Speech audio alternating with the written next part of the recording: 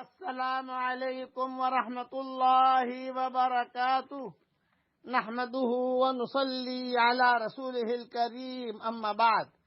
آج کا سبق سن لیجئے۔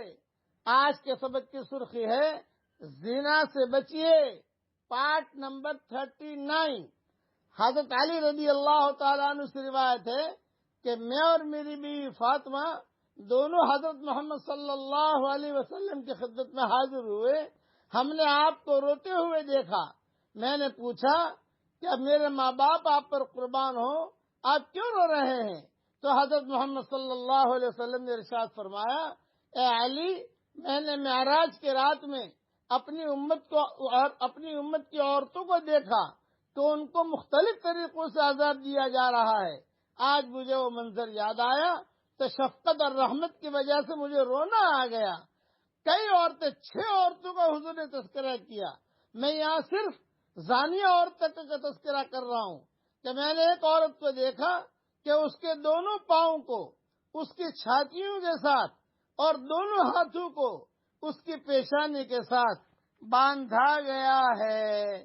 تو یہ عورت جس کو دیکھا کہ پستان کے ذریعے لٹکا کے گیا تھا، وہ بدکار عورت تھی جو غیر مردوں سے زنا کی مرتکب ہوا کرتی تھی۔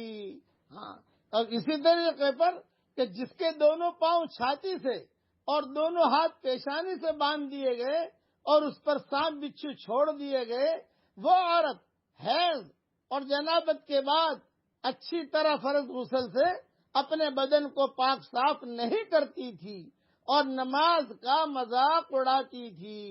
یہ پوری روایت لمبی روایت ہے جسے میں نے مختصر بیان کیا ہے۔ یہ امام ذہبی کی کتاب الکبائر صفحہ نمبر 177 پر موجود ہے۔ اس لیے ایک شعر سن لیجئے، تجھے حسن ظاہر نے دھوکے میں ڈالا، تجھے حسن ظاہر نے دھوکے میں ڈالا، جیا کرتا ہے کیا یوں ہی مرنے والا، جیا کرتا ہے کیا یوں ہی مرنے والا، جگہ جی لگانے کی دنیا نہیں ہے، جگہ جی لگانے کی دنیا نہیں ہے، یہ عبرت کی جا ہے تماشا نہیں ہے۔ اس لیے زنا سے بچیے۔ اب پڑھ لیجئے میرے ساتھ، حضور صلی اللہ علیہ وسلم یہ دعا بہت پڑھتے تھے، اٹھتے بیٹھتے، قرآنی دعا ہے، روزانہ پڑھتے رہنا چاہیے۔ جتنا زیادہ پڑھو فائدہ ہی فائدہ ہے۔ دھیان سے پڑھیے، ربنا آتنا فی الدنیا حسنہ وفی الآخرۃ